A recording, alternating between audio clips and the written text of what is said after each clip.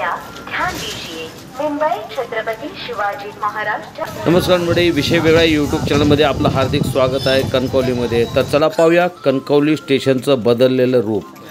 तर मंडळी, कणकवली स्टेशनवर आपलं स्वागत आहे। चला पाहूया कणकवलीत काय बदल झाले आहेत।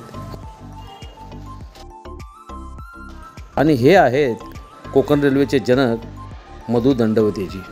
कणकवली स्टेशनवर असलेल्या परबवाडीमधील गोठणदेवाचं दर्शन घेऊन म्हटलं कणकवली स्टेशनचं बदललेलं रूप काय आहे ते तरी नेमकं पाहूया।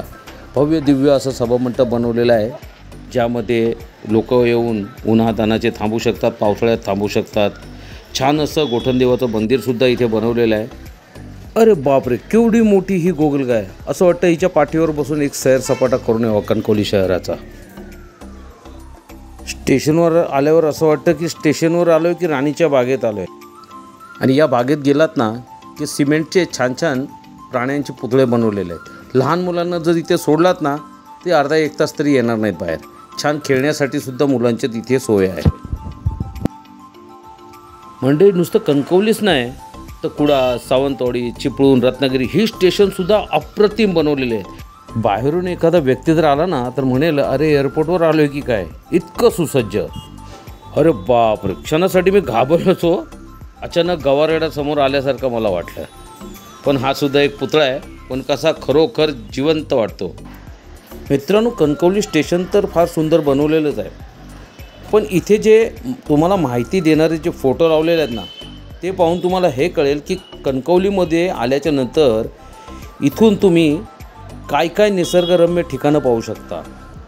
तुम्ही मालवण पाहू शकता, तुम्ही वैभववाडीला जाऊ शकता, तुम्ही देवगडमध्ये जाऊ शकता। आणि देवगडमध्ये जाऊन तुम्ही काय पाहू शकता, म्हणजे त्या ठिकाणी जाऊन तुम्ही काय पाहू शकता, इतक्या छान अप्रतिम फोटोच्या माध्यमातून इथे दाखवलं आहे ना की या ठिकाणांना भेट देण्याचा मोह तुम्हाला आवडताच येणार नाही।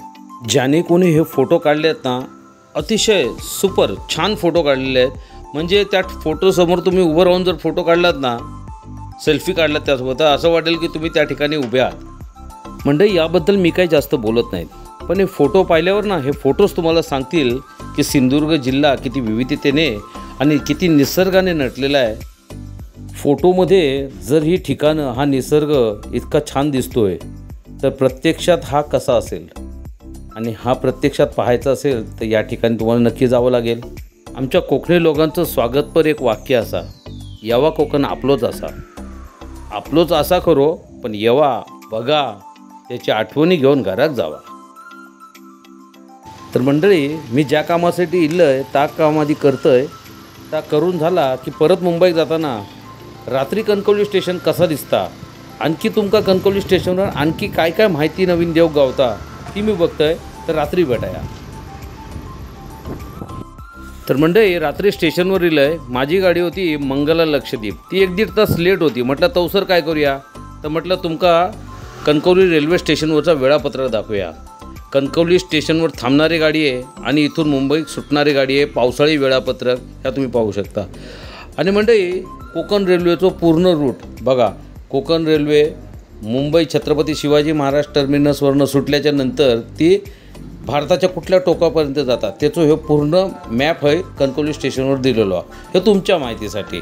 तर मंडळी, ही थोडक्यात कणकवली स्टेशनचा बदलता रूप आणि कणकवली स्टेशनवर उपलब्ध असलेली माहिती, कणकवली स्टेशनवर थांबणारी गाडी आहे। तर ही सगळी माहिती तुमका कशी वाटली?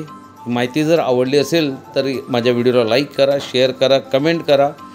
आणि अशाच नवीन नवीन वेगवेगळ्या व्हिडिओसाठी विषय वेगळा या यूट्यूब चॅनलला सबस्क्राईब करा। चला तर मंडळी, गाडीची अनाउन्समेंट झाली, निघतोय, भेटाय अशाच पुढच्या व्हिडिओत। जय महाराष्ट्र।